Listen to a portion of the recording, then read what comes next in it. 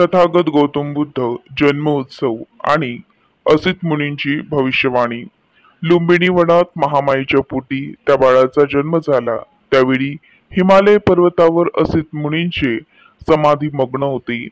त्यावेळी त्यांची समाधी कंपायमान पावली. तेव्हा त्यांनी पाहिले की कपिलवस्तू नगरीत शुद्धोधन राजाच्या राजवाड्यात एक सुंदर तेजस्वी बालक जन्माला आले आहे. त्याच वेळी बुद्ध जन्मले असा अंतरिक्षात जयघोष होत असलेल्या त्यांनी आपल्या अंतर्मनाने जाणले आणि मुनी तात्काळ उठले. आपल्या नरदत्त नालेक नावाच्या पुतण्याला संगे घेऊन त्या दिव्य बालकाच्या दर्शनासाठी कपिलवस्तू नगरीस आले. तेव्हा शुद्धोधन राजाने त्यांचे स्वागत केले आणि राजमहालाला नेऊन उच्च आसनावर बसवले. तेव्हा मुनी म्हणाले, हे महाराजा, तुझा विजय असो.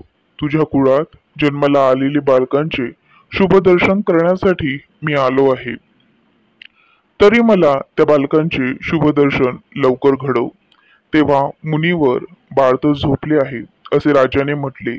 त्यावर राजन, असे थोर सत्पुरुष महामानव कधीच झोपत नसतात, तर ते स्वभावातच सदैव जागृत असतात असे मुनीने म्हटले. त्याचबरोबर पाळण्यातील बालकाने हालचाल केली. त्यानंतर राजाने बाळाला मुनीच्या मांडीवर ठेवले. त्या बाळाचे सर्वांग ढेकरून पाहिल्यावर असत मुनींच्या मुखातून धन्य उद्गार बाहेर पडले की वा वा, धन्य धन्य राजा, तुझ्या पोटी हा महापुरुषांचे महामानव जन्माला आला आहे. त्याच्या तळहातावर स्वस्तिकांचे शुभचिन्ह आहे. पायांच्या तळव्यावर गोल चक्र आहे. दोन भुवयांच्या मध्यभागी प्रज्ञा चक्षु आहे. या बाळांचा संपूर्ण देह तेजस्वी असून 32 शुभ मांगल्य दिव्यलक्षणाकृत आणि 80 अनौव्यजांनी परिपूर्ण दैत्यमान आहे. त्यानंतर असित मुनींनी त्या बालकांची भविष्यवाणी ऐकली आणि केली की हे राजा, तुझ्या या कुळात परिपूर्ण असा या जन्मास आलेला दैत्यमान पुत्र मोठेपणी जर संसारी जीवनात राहिला तर चक्रवर्ती सम्राट होईल. परंतु जर त्याने गृहत्याग करून संन्यास घेतला तर हा विश्वातील अज्ञान अंधार नाहीसा करणारा सम्यक संबुद्ध असा भगवान होईल. बाळाची भविष्यवाणी केल्यानंतर असत मुनी त्याकडे पाहून रडू लागले.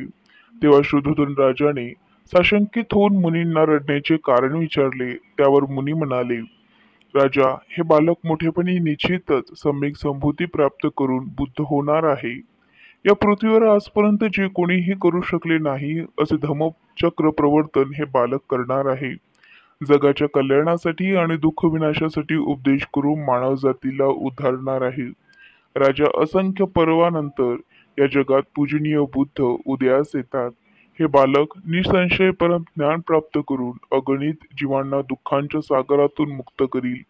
आपल्या दिव्य तेजाने आणि ज्ञानाने त्रिकाल अजरामर होईल. त्यावेळी मी मात्र हे शुभदर्शन करू शकणार नाही, कारण आता मी वयोवृद्ध झालो आहे. माझं आयुष्य संपत आलं आहे, म्हणून मी रडत आहे. असे म्हणून असित मुनींनी त्या बालकास पुन्हा वंदन केली. त्यानंतर राजा राणीने त्यांना भोजन आणि वस्त्रदान घेऊन संतुष्ट केले. नंतर मुनी आपल्या आश्रमाकडे निघून गेले. मात्र असित मुनींची भविष्यवाणी ऐकून राजा राणी फारच चिंतित झाले. नमो बुद्धाय.